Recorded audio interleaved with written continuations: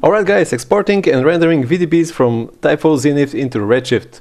So for this setup, I'm gonna create a sphere, I'm gonna create a tyFlow, open the editor, one bird inferno here please, and I'm gonna pick the sphere, set it on fire, everything is cool. I also need different colors, so let me try this one. I'm gonna do something like this. I'm gonna try to cover the smoke as it passes through the box. Something like, I need one more inferno emitter. Here it is. Pick the box. Oh no, now it's gonna be set ablaze. I'm gonna turn off the density, turn off the temperature, turn on the cover, and set it to... Oh, now I have the Redshift color picker. Interesting. Okay, set it to green. So now as the smoke passes through... Also, yeah, let me disable the motion. Otherwise it's gonna slow the smoke down as it passes through the box. And I'm also gonna set the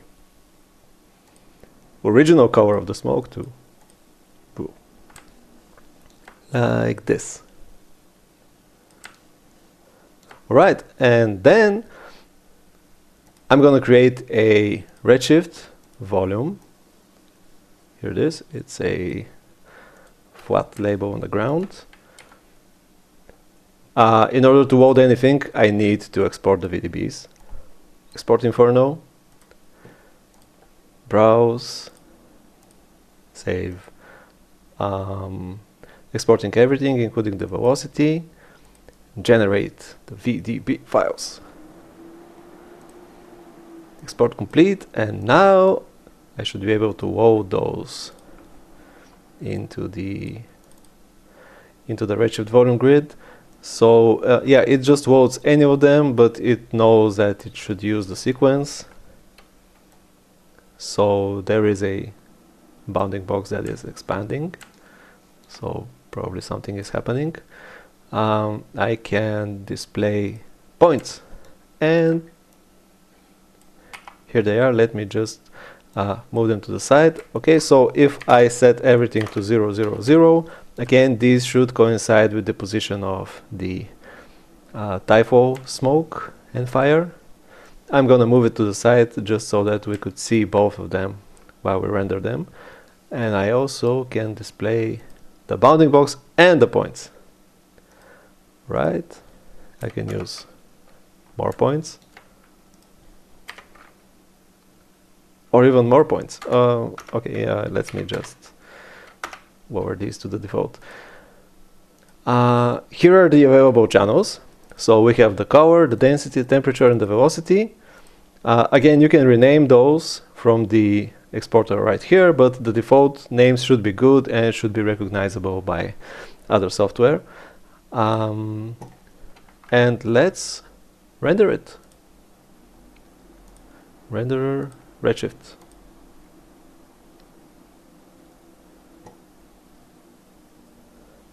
Alright, I don't want to render the box. Also, we don't have any smoke. Do we have anything in the alpha? No. So now I'm gonna create a Redshift Volume material. Assign it. Render again. Nope. I'm gonna dial in the density as a scatter channel. So scatter is the color, absorption is the opacity, and now it appeared in the alpha. There is nothing in the RGB because we also need a light. So Redshift physical.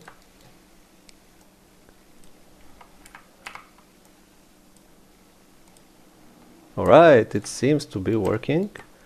Yeah, let me just move it to the side, make it a little more interesting so that we could see the details from the side as well. Alright, it works, and now let me see.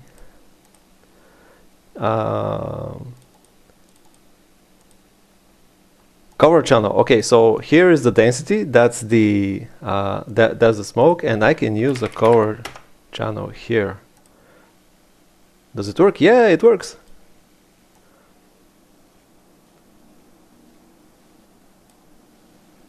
All right. Let me zoom it a little bit more in order to see better.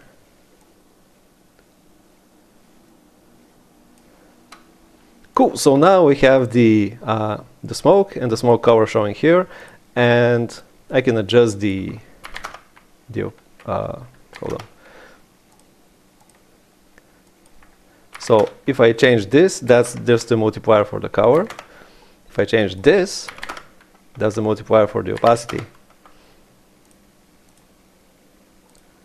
However, maybe I should increase the intensity of the light a bit, like make it Sparta.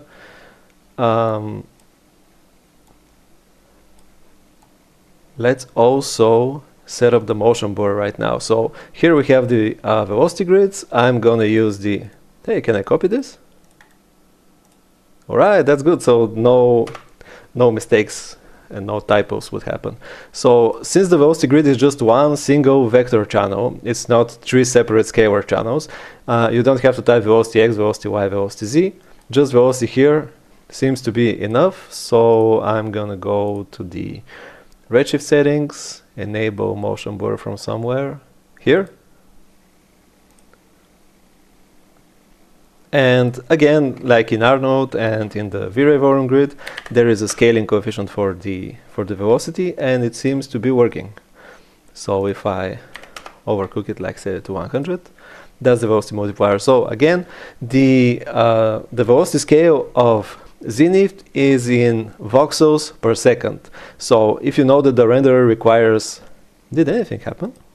I wanted to set it to 100. Okay, the velocity scale is in voxels per second. So if the renderer or the other software that you loaded into wants it to be like in voxels per frame or in units per frame, you have to calculate the conversion and input it here, or otherwise, yeah, you could just eyeball it. Seems like changing the scale doesn't refresh the render. All right, and the motion blur works like this. Let's go and disable it. Did I disable it successfully? I think so. All right, so if I don't enter a cover channel here, I can also adjust the gradient. Yeah, I don't double click on this, I click on this one. Like set the, I think that these are the less opaque portions of the smoke, set them to green, and the more opaque ones I'm gonna set them to red. And I'm gonna reduce the opacity a little, maybe reduce it even more. What if I try the other? Oh, also I might also need to reduce the intensity. So that's it. The denser parts now render red, and the thinner parts now render green.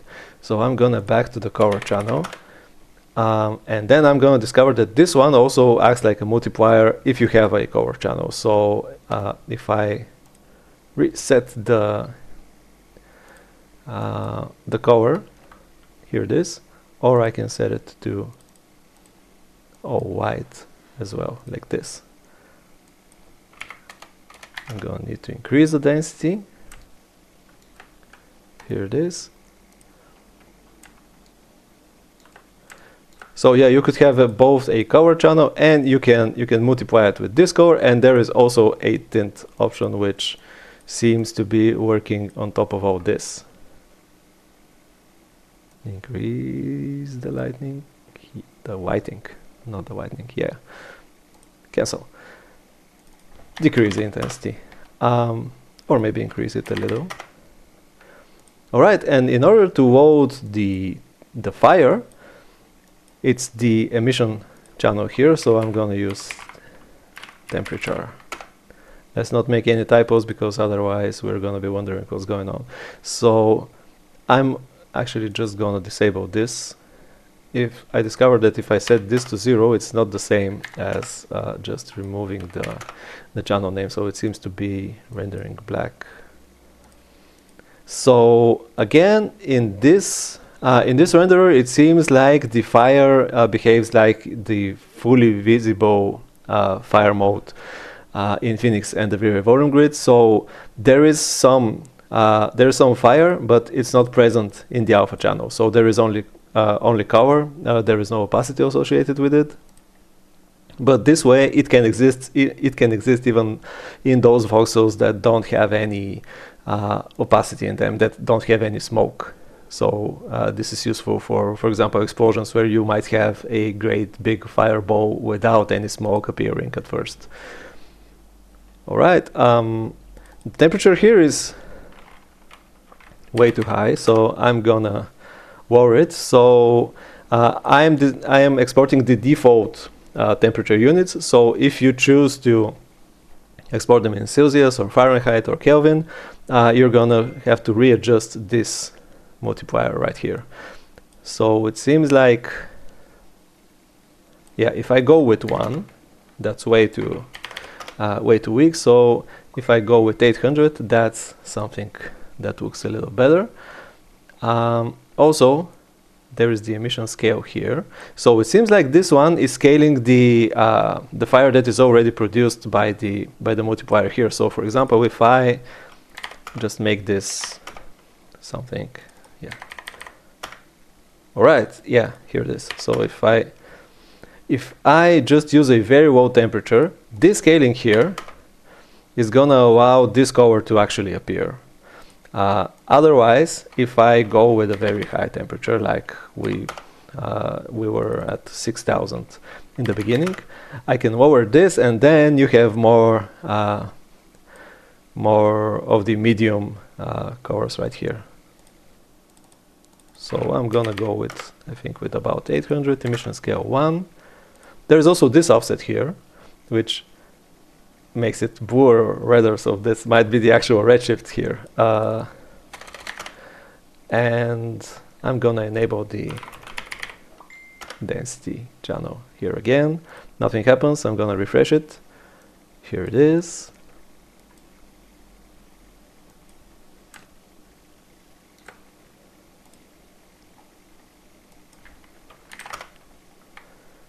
Yeah, I could make it brighter, or I could... What if I reduce this? How do I make it more red?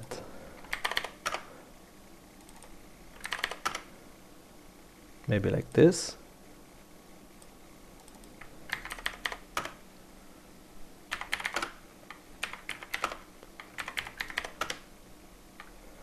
Right, so now, and also it seems like the smoke is a bit too thin, so I'm gonna, oh wait, that's the cover, so I'm gonna increase the opacity. All right, here it is. And also, yeah, this also helps the cover of the fire.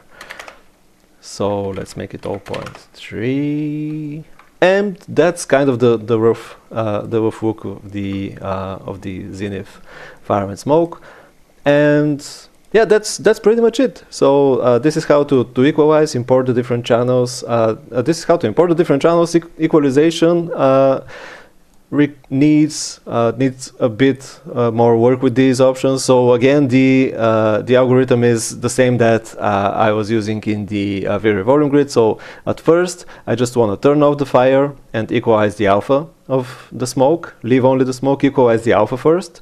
Then I'm gonna enable the color just with the fire disabled again, equalize the colors, and once I'm done with that, I'm gonna turn off the smoke, equalize the fire, and finally turn everything back on again. And if the equalization is it has worked out properly, everything is gonna look pretty in the end. And also again, in an actual ray tracer, there is more stuff happening. So first there is going to be illumination from the fire over the smoke here, and there is going to be actual scattering of the rays, changing the directions of the rays. And on the other hand, there are these explosion shader options right here in the Inferno display, which are still not supported by the renderers. So when the renderers implement the Zenith API, first off, you're not gonna have to export VDBs anymore. It's gonna happen natively just when you click render, and then these ones are gonna be supported as well. Alright, thanks guys for watching, and see you in the next video. No, wait, that's not all. So I wanted to show you something more here, because right now when looking at the Redshift material, we can see that everything is grayscale. So I wanted to show you how to copy the actual color curve from the Zenith color ramp to the material editor. Unfortunately, here we don't have the copy to clipboard option like for V-Ray, so I'm gonna have to do it manually. So first I'm gonna turn off the density right here as well, and in order to have something more specific, I'm gonna use a torch preset, but by default it's way too strong. So let me just how about 10? Just pick some round number. So like this. Let me try dialing in this color curve. So it will be done in a more manual way. So it needs to go here in the emission, in this curve. But I found something that might be helpful. So first off, if I check this color, is black. Is this one black as well? I need to click here. Alright, so then I'm gonna add the second key somewhere around here. So here we can see the X position, but I can't find the X position of this one, so I'm gonna have to eyeball it a little. So instead of coming here and copying the RGB values, I'm gonna do this. There's a color picker which can pick colors from the screen, so I'm gonna do this, and then I'm gonna do that. And in just between 10 and 15 hours from now, I'll be done copying this, but still it's a little bit faster, so I hope that would be a little helpful. Picking the orange color, adding another key for the yellowish color as well. Bam! Right, adding another key here for it to be able to fall off this quickly. Picking this one right here before it starts turning yellow, and I'm gonna have to pick the color for the final key. So these ones are fixed, I cannot move them. They just, the first and the last one are just fixed to the beginning and the end of the gradient. So I'm gonna try to be precise here and pick the last pixel. Alright. And it doesn't look anything like this. I'm gonna have to switch it from black body to color ramp like this, but now it's too burned out because the emission scale is huge. So I'm gonna reduce it to 1 or, whoops, not negative. I wonder if this does anything. So something like this actually.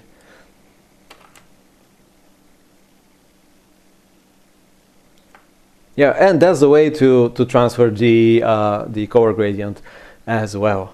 Alright, so now for real, thanks guys for watching, and see you in the next episode. Bye.